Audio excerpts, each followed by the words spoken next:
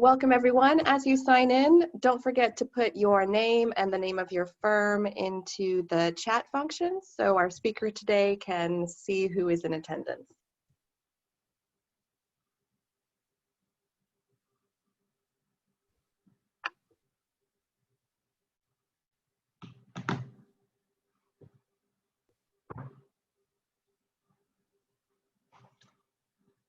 As you sign in, please put your name and the name of your firm into the chat function so our speaker Dodie Smith can see who's in the room with us. Rush, come make sure I have on chat. What button is it? Because I don't see a chat box anymore. Oh, I see a chat box now. Got it. And we'll give everyone just a moment to finish signing in and then we'll get started.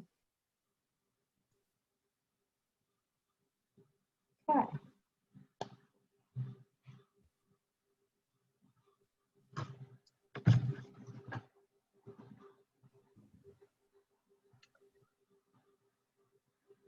All right, so welcome everyone. This is Erin Donovan, Interim Director for the AI in New Orleans. Thanks for joining us for today's webinar, Storytelling with Architects with Dodie Smith.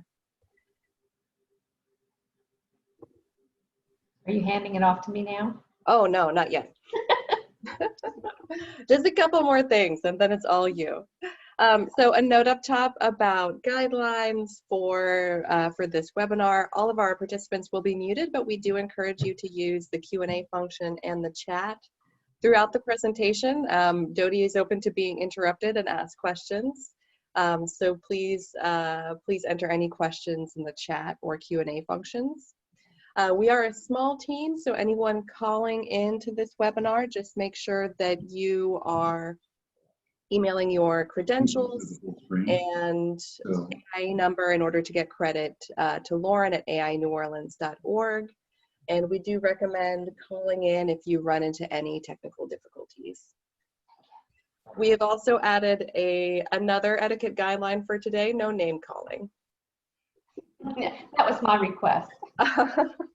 And then the other request was technical difficulties if it looks like I'm really failing badly. Yeah. We go straight to technical difficulties. We're not really worried about that, but. Okay, so do other people's face pop up? No, they are, but you can see them in the list of participants. Okay, so I can see that there are 2 on right now, is that correct? So, so everyone, as you sign in, remember to put your name and the name of your firm into the chat function so Dodie can see who's in the room.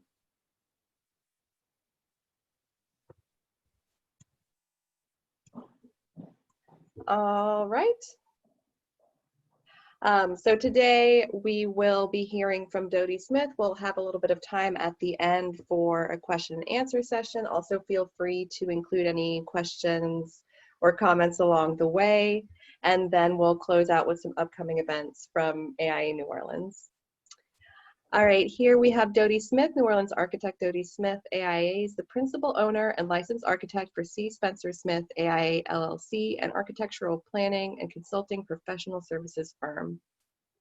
A graduate of the Tulane School of Architecture and a New Orleans native, Dodie has been a registered architect for over 30 years. Ms. Smith sorry? Now 40, I think. The 40, oh my goodness. Yeah. Ms. Smith is qualified as a historic architect under the Secretary of the Interior Standards of Rehabilitation and has served on the VUCA Commission since 1998. C. Spencer Smith AI LLC, established in 1998, specializes in multifamily redevelopment, fine custom homes, and commercial architecture. The firm is also experienced in land planning and the development of prototypical designs for these residential communities. All right, Dodie, we'll hand it over to you. Oh, thank you. Yes, I should have updated that. I was in such a panic because the right stuff didn't get out and sent, and my Microsoft Outlook was malfunctioning, so I didn't. Anyway, the bottom line is I've been licensed for about 40 years now and was 13 years on the VUCA Commission. So storytelling is a good format for me because I'm very anecdotal about things, and I'm going to say that graduating from Tulane was like grade school. I got out with a ability to practice my profession and to learn my profession. And I went, after 2 years in other offices, I went into a design build relationship with my ex-husband. And let's call that middle school, because I really learned, I learned construction, means and methods, constructability. I learned a lot about, that has really stood me in good stead during all my contract administration portions of work. So it was really valuable experience. And during that time, I had the pleasure of having Paula Peer in my firm, which was really great. I still love her to death.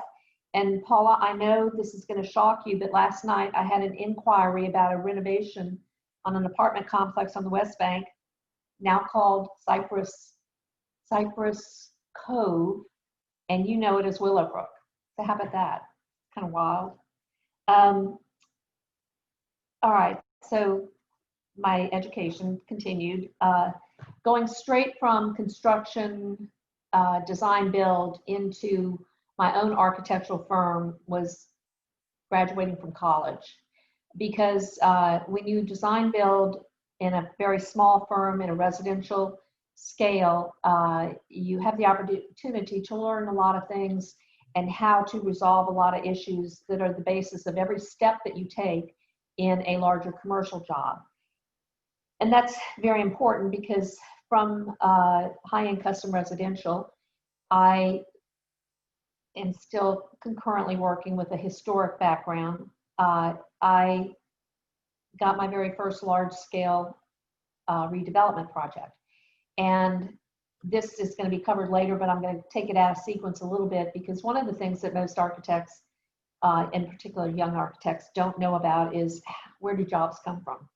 And my largest job at that time, when I was moving away from residential, was into the multifamily redevelopment, came from 3 little men that showed up on my doorstep with a really bad little double.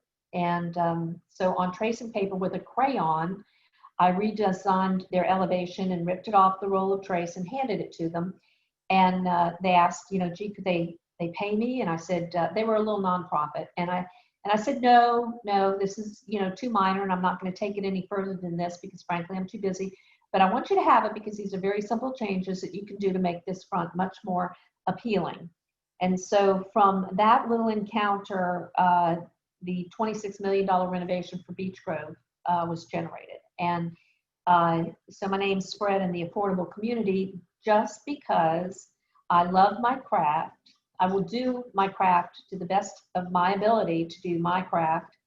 And that's the goal for the client. You want, and they weren't clients, but they were people who had come to me with a task. And so if you really love what you do and you can assess the situation, it wasn't something I could bring into the office. It was a very tiny project, but you just never know where that leads. And so a lot of jobs that you think that start out on a pro bono basis. My 13 years on the Bucare Commission, I was on the Bucare Commission at the time of Katrina, and after Katrina, I got my first big state job, and they awarded me a $36 million multifamily redevelopment because I had the Beach Grove redevelopment and a couple other smaller redevelopments. And when I showed up at the state at the first meeting, they were a little confused because I had such a small office, and I think that maybe I wouldn't have gotten it if they had known exactly who I was and didn't look at the pictures in the application. It was my first state job. And I've never been awarded anything nearly that large again. As a matter of fact, I don't think I've been awarded anything over $2 million since that time.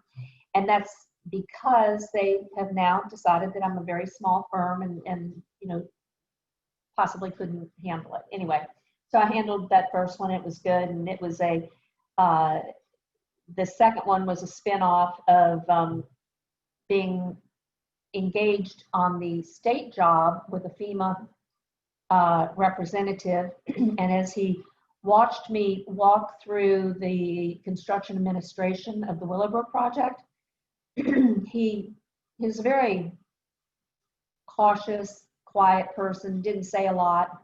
And I could tell I was on the right track with things if he'd raise his eyebrow or purse his lips or tilt his head. And so I could steer my, my contract administration, where I was asking for unforeseen expenses and things like that, trying to make sure that FEMA would pay for it and not the state or the client. So after I went through 3/4 of the project with this one FEMA representative, he came over and he said he thought I could maybe do the 106 for RSD and OPSB.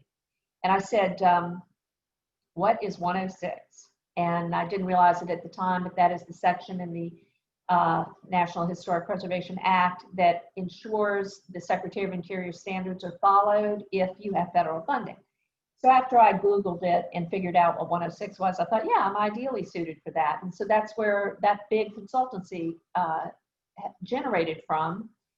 And it all goes back to Happy Street, where my little gentleman walked in the door and brought me Beech Grove. And, you know, so it was pro bono. Being on the View Correa Commission, Frank felt I could do the 106 because I've been on the View Correa Commission for 13 years.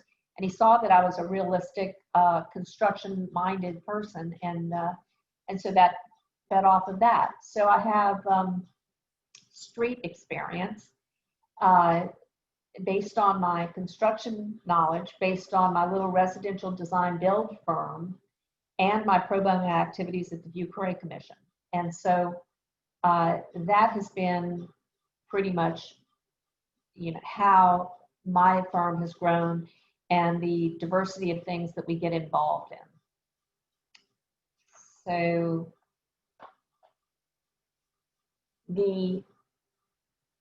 does anybody have any questions that they want in particular to ask me? Or is everybody eating lunch in front of the screen? That sounds like a viable thing to do. I don't see any questions in here so far. Okay. But folks, remember, you are encouraged to submit any questions in the chat or the Q&A function at any point.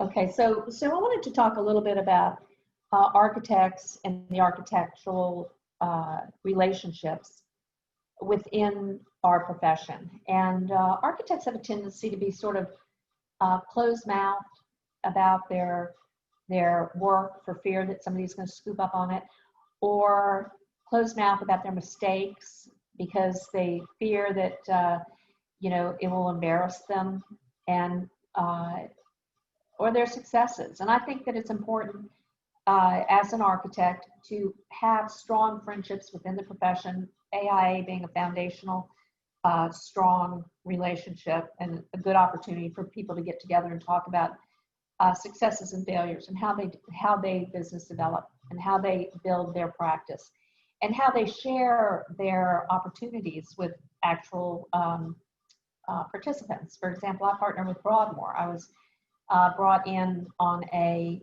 nice size project that wasn't totally in my venue, but it was in theirs. And so we partnered together and did East St. John High School renovations. And it was a real successful project and large. And I benefited greatly by building this team.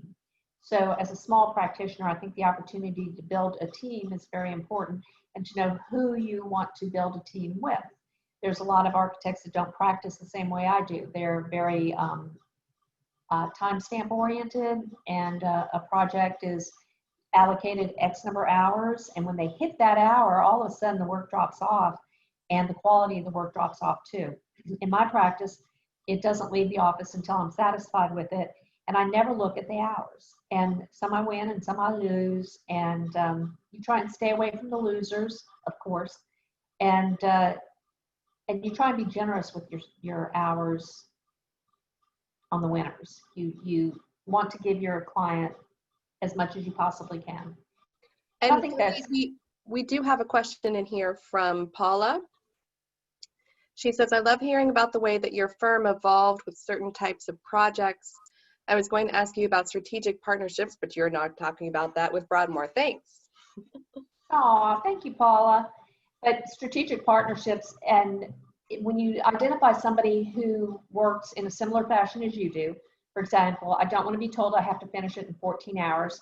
It's finished when it's finished. And if that partner, and that doesn't mean that I'm delaying that job, that just means you know me well enough, Paula, to know that I'll sit here until it's done. But I do think that you partner with like-minded architects, and it's a enormous value to bring in. I was brought in on a project in Gabriel Estates to talk about land planning, which isn't my area of expertise, but I was brought in because what was my area of expertise was residential housing. And so looking at the lots, the sizes of lots, and the different mix of proposed residential projects, I was extremely helpful in guiding that process because of my, I'm a home designer. And I love that part of my practice. I still have some of it and enjoy it and enjoy the client relationships. It's hard, it's hard to justify a residential practice in today's environment when you have so many people drawing plans for less than $1 a square foot. And post Katrina, I saw a huge increase in cheap housing, plans and stuff like that, which is a real shame. But anyway, so back to strategic partnerships. I was brought in and did a much larger initiative on that project than I had anticipated, all based on the fact that I was a house designer. And so that stands itself well. And then I decided after 20 years of high-end custom luxury, not 20 years, but I was in that for a tremendous amount of time. And I decided, in our community, affordable housing is greatly needed, and who better than I to design a little house? I mean, I know how to design a big house. I know priorities and I know construction. And so I decided I wanted to go into affordable housing. And I went up to Harvard that summer for an affordable housing seminar and came back with a real desire to do it. And I was sitting in my chair and I was trying to decide, how do I put my foot into this new direction? And the phone rang and I picked it up, and it was Sunrise Homes asking to make an appointment with me. And I said, well, Sunrise, you build so cost effectively. I didn't want to say cheap, you're cheap. You build so cost effectively that a lot of my clients are paying for land what they're buying houses from you at that price point. And he laughed and he said, yes, that's true. They had the best value in the market and they had the ugliest houses. So that was at least 30 years ago at this point, and I've done their product upgraded. They have different levels of, they have the master series and the executive series and the professional series, and as it goes up. And I've upgraded each little level on a regular basis because trends change and likings change, and they've been a good long-term client that just sort of presented itself to me. And then more and more affordable, they're not in the exact affordable bracket, but more and more people call me on affordability because they knew I was open. Yes, Larry Kornman, and he's just fabulous. He's probably one of my favorite, I've been blessed. I've got some really fabulous clients, and I think Larry is extremely special. So anyway, back to, yes, he is a good guy. I ran into a lady when I was getting my nails done, and we were talking Katrina. I mean, it was probably 2 years ago, and we were still talking Katrina.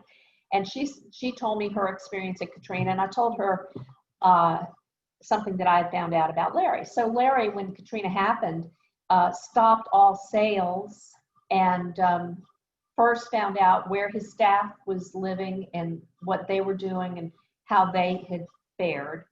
I mean, he took care of his little team first, and then jumped in and did the best he could for just about everybody else. And so it turns out that this lady knew him from way back when, and was just tickled pink because she loves him too. And so it was kind of a fun connection. He's real good. But I forget where I was going. Somebody want to prompt me? Or whenever I do this, I said we would go straight to technical difficulties, which pull the plug. So, but okay, so back to collaboration and sharing. I have sent sheets of window flashing details to smaller architects when they've asked me a question, you know, how do you flash this window or something? I said, I've got a great set of sheets, because all those years in residential construction, and you hear everything that's wrong. If one drip of water comes through, you're going to have to be there to correct it. It's a more litigious practice. Surprisingly enough, there's more litigation in residential than anybody else. So my insurance rates are higher than many commercial firms for the volume of work I do, because of that residential linkage. And clients are very willing to sue.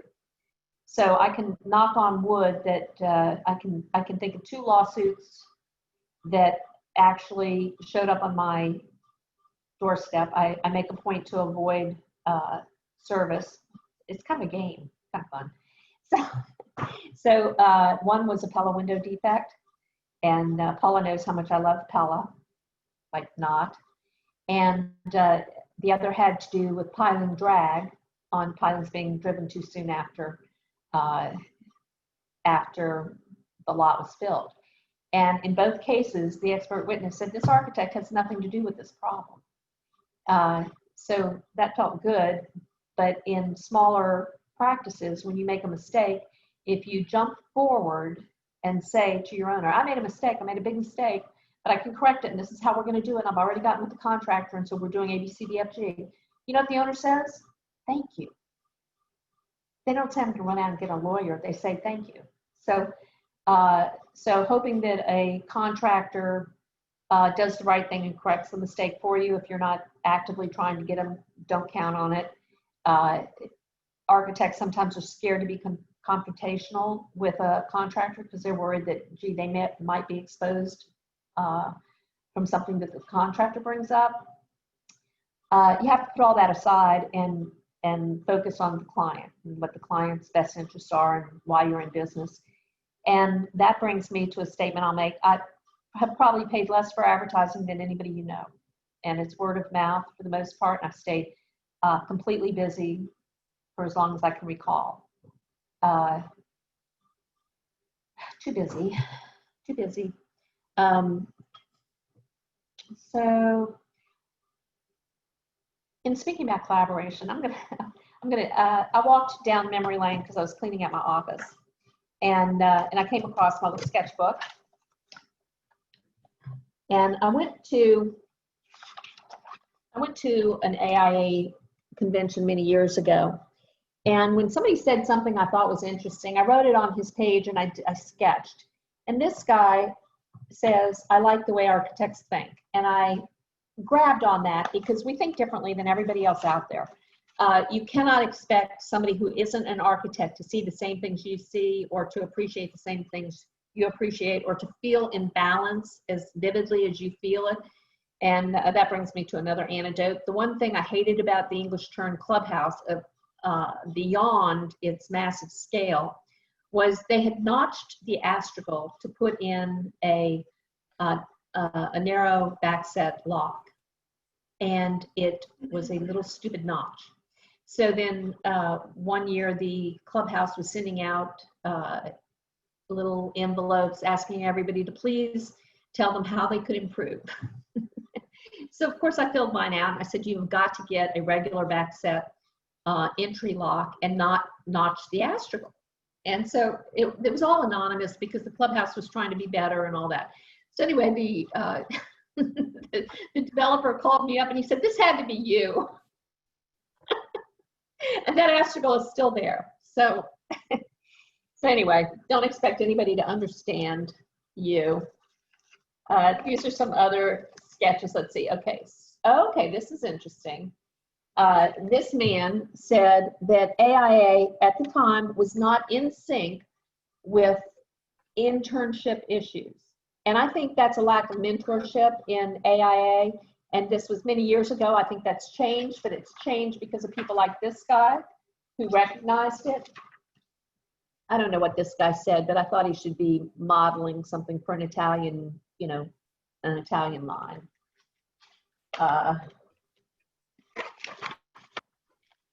This guy recommended leadership. Now, leadership is more than just excelling in your firm. It's excelling in your profession, and it or maybe not in your profession, maybe in your neighborhood, whatever. But anyway, be a leader.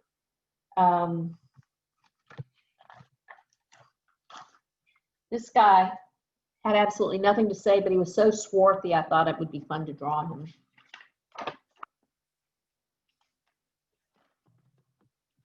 And then finally, if you attend AIA conventions, you always see somebody that adds this to the mix, taking a sleep. But anyway, quick nap. I really respect and enjoy the history that I have with AIA. And I think back about first joining AIA, and I was probably, it was probably 1986, maybe.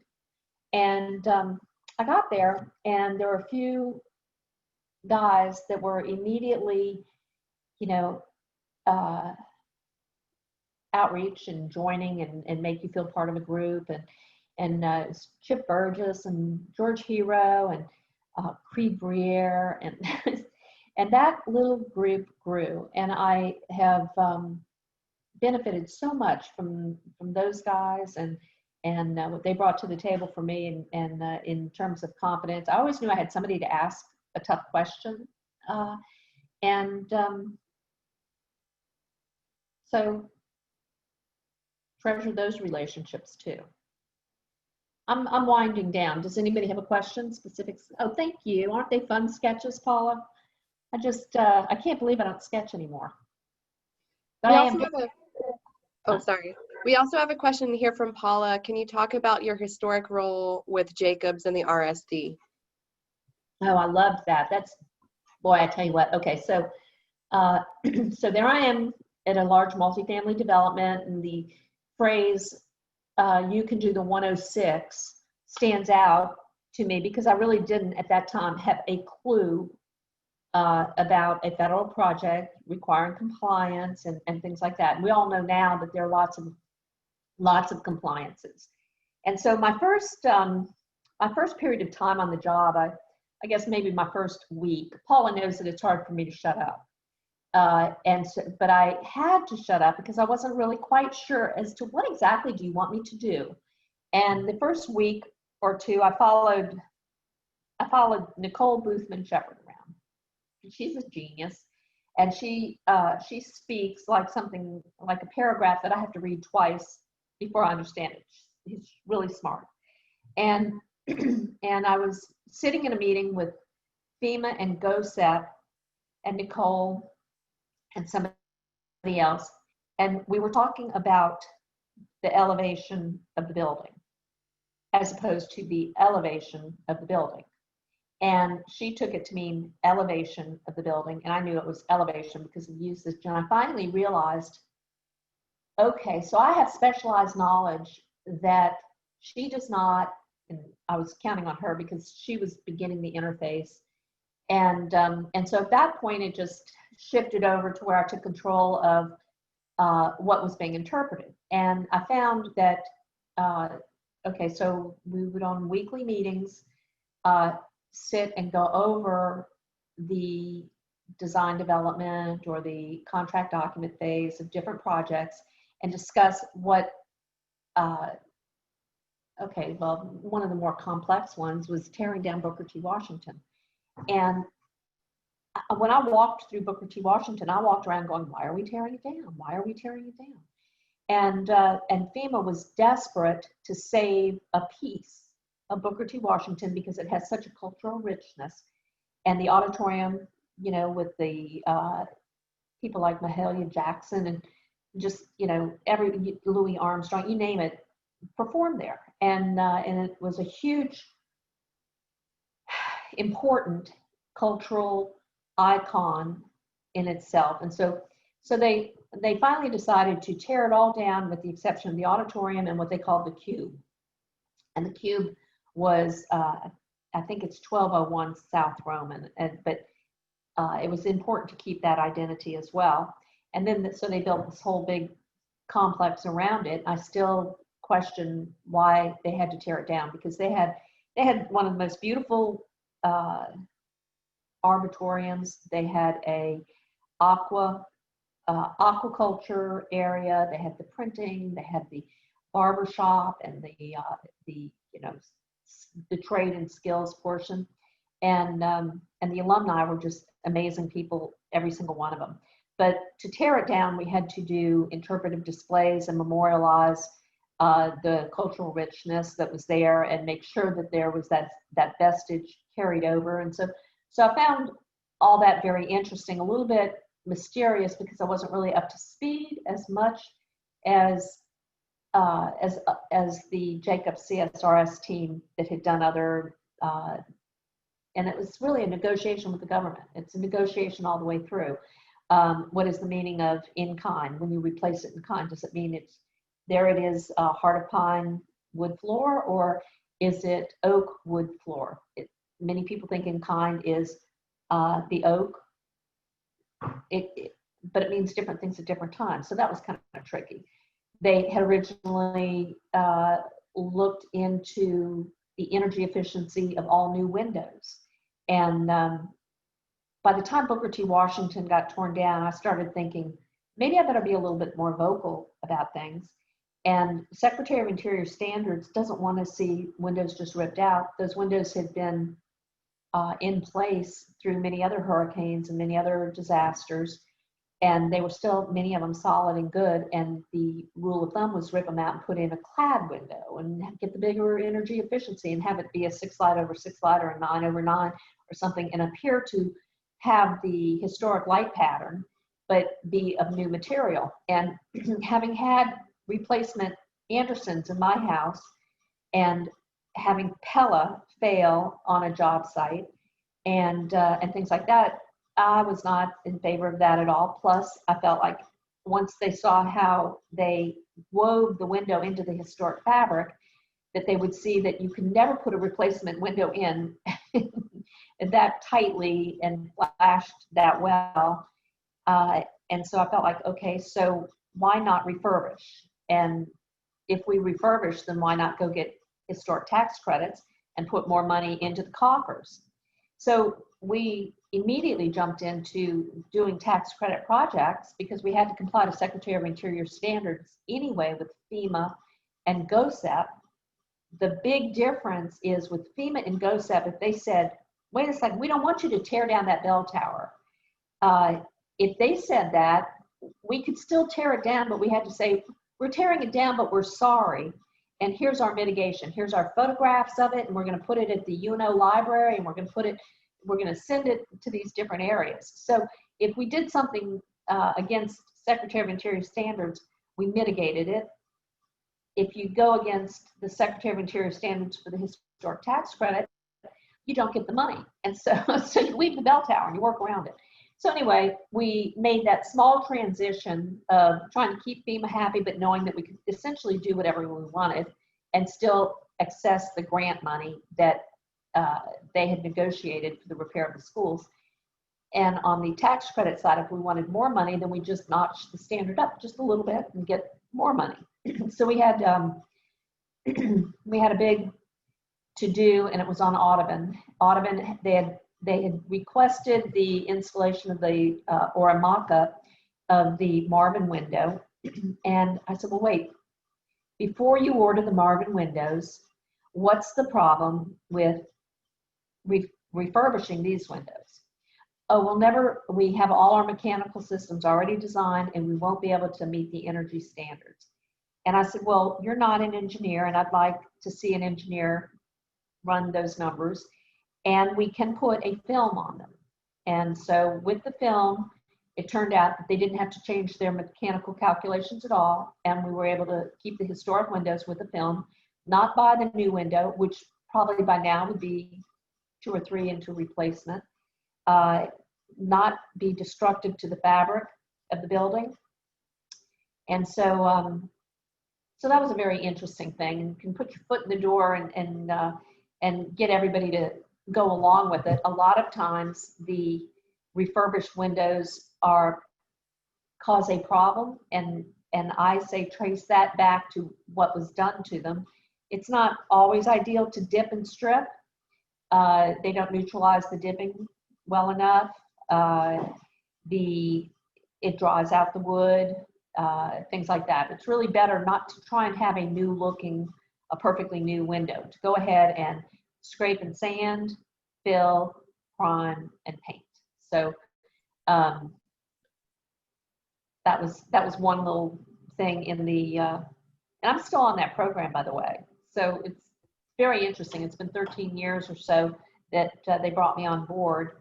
And I love the term subject matter expert, but that's me. I'm subject matter expert, the 106, compliance. And people ask me my opinion on all sorts of things. And far better architects than myself getting guidance. And I'm sort of a little, shy about, a little intimidated, I guess, maybe.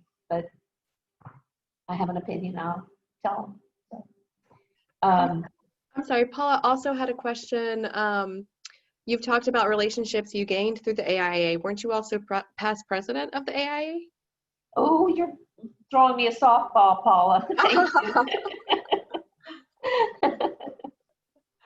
Yes, past president, past secretary, past whatever. I was past vice president of state, and would have enjoyed being president, but was going through some really big transitions at the time and didn't feel like I could handle it. It's a tremendously time-consuming role. One of the fun things I did was CAM instruction, and Paula was there for that, and that was fun. We pretty much shut everything down for a couple of months to get the first one rolling, and we, of course, deserved first place. I'm still complaining about it. She's probably laughing because I always say we were robbed whenever we didn't get our trophy. So anyway, we had a great team, and we had a lot of fun doing that. And I was happy when others felt it valid enough to carry it on. Somebody called me up and asked me, gee, would you like to chair it again? And this was many years after. And I said, if you have kids and you carry that child around and carry that child around and carry that child around, when you finally put him down and he starts walking away from you, you're happy. So that baby's walking away from me, and I'm glad. But I jump in and help AIA when asked, usually. And we appreciate it. Well, thank you. Come on, another softball, please, Paula. We do have some additional questions here. Let's see. Do you have any particular mentors that you worked with? I know that you talked about a group of folks from the AIA who were supportive and welcoming, but was there anyone else earlier on in your career? Oh my gosh, I wish I'd had a mentor. I really do. I had, 2 bosses, and that was it.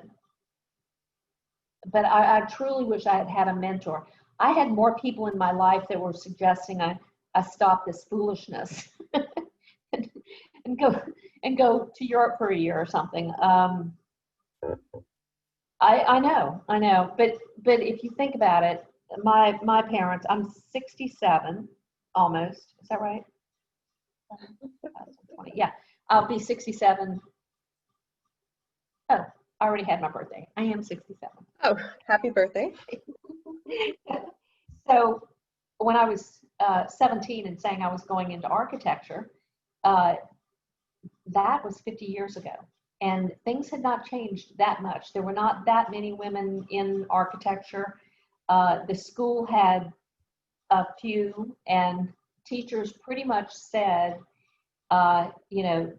taking a girl through the architectural training was a waste of their time because they were going to get married and drop out of the profession. So why would they bother?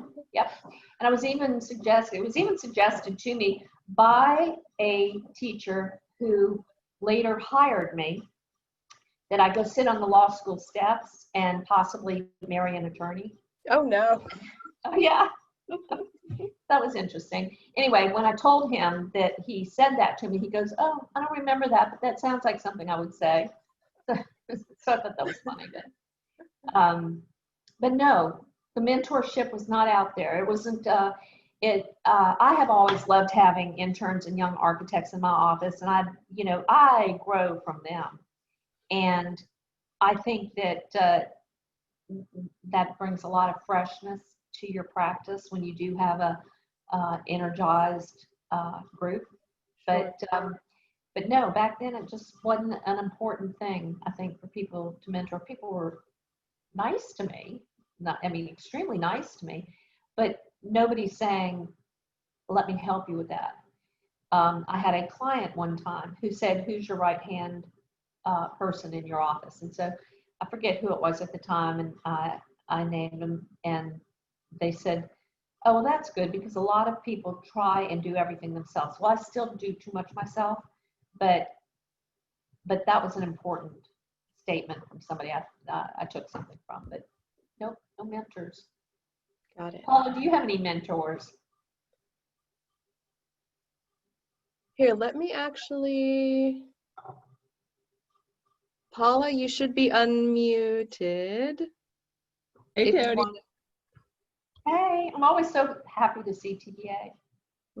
Well, you were my mentor, Dodie. So, and I remember you struggling with family that didn't respect what you did, but every single client and developer out there absolutely knew you were a kick-ass architect and could really help them with their projects. And so, I don't know, it was really good for me to see you modeling your awesomeness, and that even if you had a mother that wanted you to be playing tennis at the time, he was like, no, I'm doing good work. And He still does that to me. I know. Oh my gosh. Still, she's only 94. She's probably going to do it for the rest of my life. No, you're just an incredible model of being really good at what you do, being really in service to your clients, and constantly teaching. I mean, I learned so much from you. I really did, and you empowered me to take on responsibility and learn every year. So I'm very, very grateful for that base of my experience to have gotten that from you. Well, thank you. I want to say that when you went to Peter's office, it was a tremendous loss, but I was so happy for you because I felt like we had such a ceiling and we were really capping what you would grow into. And so whenever I see Traplin Pier, I think, that girl, love it. Thank you, Paula. Thank you, Dodie. No, thanks. Well, I think we're coming towards the end of it. Dodie, do you have any pieces of advice for the future for everyone?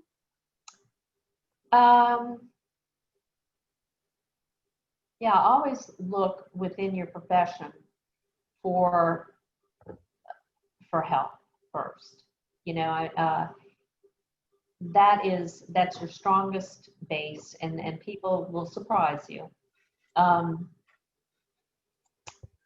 Do you have the PowerPoint thing? I know you showed that one staircase that's so pretty. Could you put up one or two, well, not the multifamily or the multifamily redevelopment, because that seems to be clicking along, just, clicking along. But I think I've surprised a couple of people with some recent projects that happen when you step out of a role and you're given an opportunity and you want to have fun with it and do it. I'm thinking of the reception hall that's very dark. I might have it on my phone. I could show it on the screen. Yeah, I'm taking a look at the PDFs you sent me. And I think the one called Infinity Farms. Yeah. Okay. So this was a fun project. Client brought to me and said, gee, I want a reception hall in McNeil, Mississippi. I was like, McNeil, Mississippi. Okay. Interesting. We'll give it a go. And after she described what she needed, I figured that the cost impact, I needed to stay very, very realistic in cost. So we started out with a metal building, and that's the end result of it. And I loved it, but I had a great client, and she had a decent budget. We started out with the concept of indoor-outdoor and wanting it to be unique and different. So that's in McNeil, Mississippi. And that's very, people are surprised to find out that I've done something like that, because I'm known for my historic renovations and my residential. And that's just a step aside. So the foundation of any project is within just about any architect out there who knows the process of architecture. And I think that the confidence to take on a different type of project is important. And if you know the fundamentals of your profession and you love your craft, I think you can do just about anything. But the first time I did a roof job on Cade Library up in Baton Rouge, one of my former employees, who I dearly, dearly love, said in surprise, because she no longer worked for me at the time, she said in surprise, but Dodie doesn't know anything about roofs. And this came back to me via my consultant. And I looked at my consultant and I said, why do you think that I hired you? Because I don't know anything about roofs. So, but I did when the project was finished. So with your proper team building, you can, step out and do a broader range of interesting projects. So that was a fun project. Show the before pictures of that house with the staircase for me. It should be on the PDF 1406.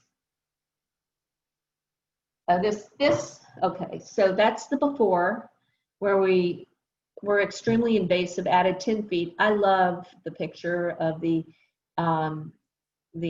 little tiny pool house. It looks like a little piece of origami sitting in the backyard beyond the pool.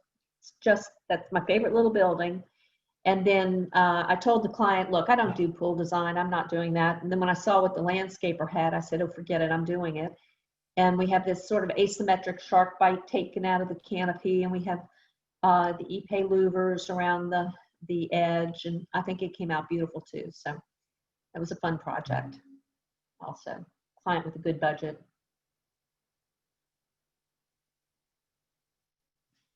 We removed the whole exterior wall. Go back one.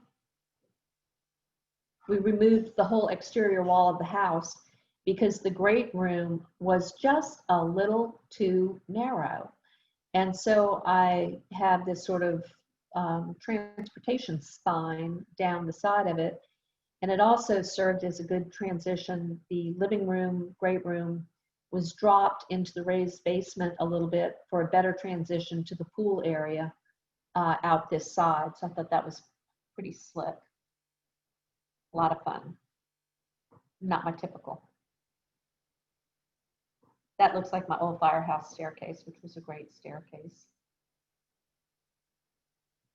Just a piece of sculpture. Fun. A more recent collab, that's the exterior, which is beautiful today. One of my more recent collaborations was Broadmoor was doing a historic project in the corner of Frenchman and Royal, and he couldn't get along with his client. And when the client was going into construction, he fired the architect, and that means that he had no longer the right to use the plans, and the job was stopped. So he needed another architect. And Dean Duplanche said, well, the only architect that he was totally comfortable with administering the work would be me.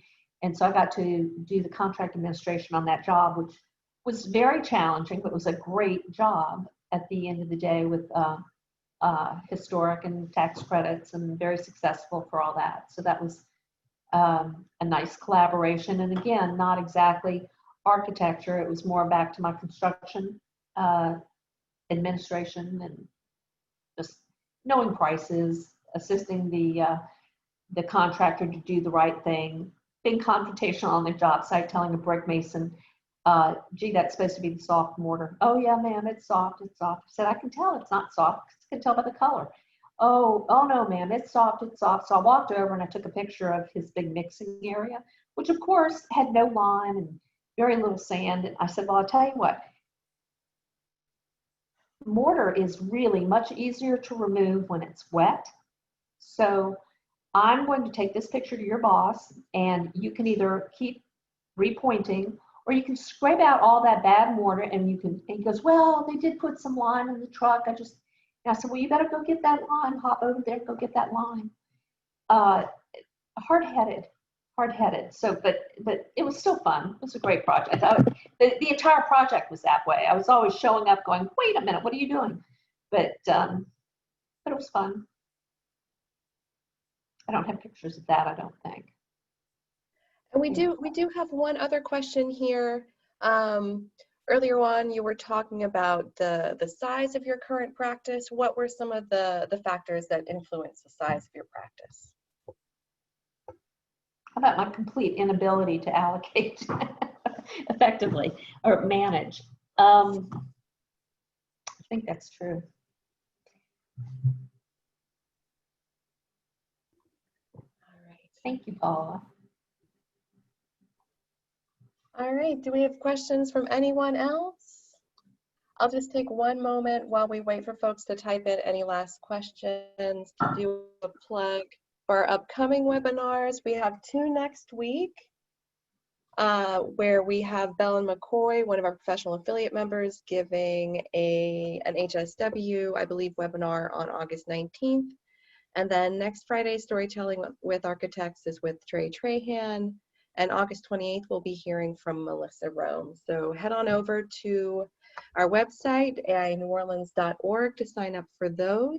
And if you have any recommendations for folks who would make a great storytelling guest like Dodie has been for us today, please let us know who you'd like, Oh, thank you. to hear from. Yeah, this has been lovely. Thank you so much. All right. Any last thoughts, Dodie? I wish it were interactive. I think a chat box is hard. I know that I don't know how more people can chime in, but I think that generates more conversation, and that's really, I think, the point of this. And I'm glad I didn't have to wear a mask, so that I guess. Y'all, technology today is just amazing, and what some people can achieve with it is amazing. Well, we're very glad to have had you, even you. in this format. Thank you so you. much. All right, well, I think that's about it for us today. Thank you so much again, Dodie, for sharing your story with us, and we'll see everyone next week. Oh, thank you very much. Thank you, Reed. Y'all stay good. Bye, everyone. Take care.